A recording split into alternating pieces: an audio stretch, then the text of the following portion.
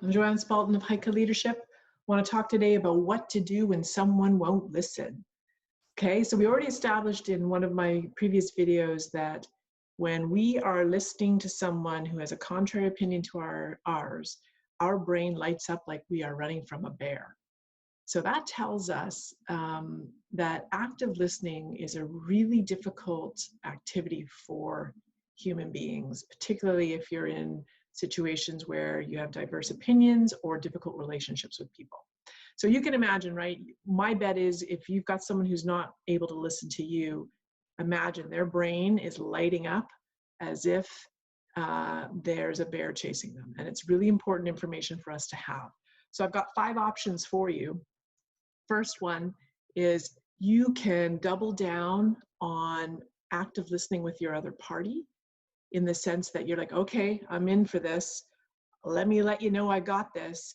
Sounds like you're really upset. You're disappointed. We didn't do what we needed to do on our side of the project, and now you are left holding a bag. Tell me more. What else? So you meet the energy of that other party. You reflect back what you've heard in content as well as emotion. So the intent with that kind of approach is to just let them say everything they've got to say. You reflect back, and eventually all the hot air will come out of their balloon. And then you'll have a chance to go, okay, can I tell you how it is on my side, or what's happening from my side? Okay, so you can imagine with that type of listening, you sure better be in a good state to be able to employ great active listening. Plus, you got to have a bit of time on your hands to be able to hear them out. So those circumstances matter for option 1. Option 2, this person is clearly set off. Their nervous system is running the show. You can see defensiveness. That means that that's what's going on. In that circumstance, they're not likely to have a lot of access to their frontal lobe and ability to be rational. So an option number 2 is I call a timeout on the conversation.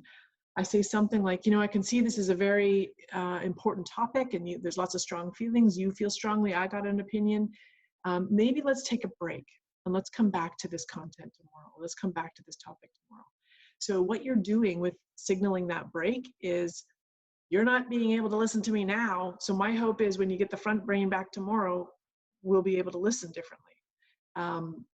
You're not saying that, but you're signaling that by the timeout. Then you come to them again the next day, and you might need a nice, gentle way in, which is, hey, are you open to sitting down and revisiting that topic? I'd love to hear what your point of view is on that. Let them go first, and the hope is that reciprocity wins out because you let them go first. Option number 3 is to say something super disarming, and this must be done with as much integrity as possible, where you say something like, hey, Rob, I'd hate for you not to get what you need here. What more can I be doing? Or, hey, Rob, I can see you feel really strongly. I want to help you. So tell me, what do I need to be doing? So in that moment where people are just like blah at you, reacting, responding, not really listening to what your side is, you give a disarming type of statement that lets them know, okay, I'm with you. I want to help you. What can I do to help you? And your hope is that just changes the dynamic of the moment. Because what's often happening in a poor listening exercise is there's a tit for tat happening. You did this, and then they rationalized, and then this, and then you felt you needed to explain, and then they fought back, and then, right? So a completely disarming statement is like saying, no, I'm going to break the chain of that ante up or respond, justify, explain cycle, and I'm simply going to offer my support to you in some way. So that's option 3. Has to be done with a lot of integrity. Option 4 is you do something completely different with your body language. So they're arguing, rationalizing, speaking at you. So let's say I sit back. I don't cross my arms. Maybe I just put them on my lap. And I just signal somewhat of a resignation, like, hey, I'm not in for the tit for tat, but I will sit back and I will focus and tell me everything you need to tell me. But there's something very important about the signaling of that change in body language, which they may pick up on or they may not. But what you need to be sure about is that it's still sending the signal, I'm with you, not, I don't give a shit.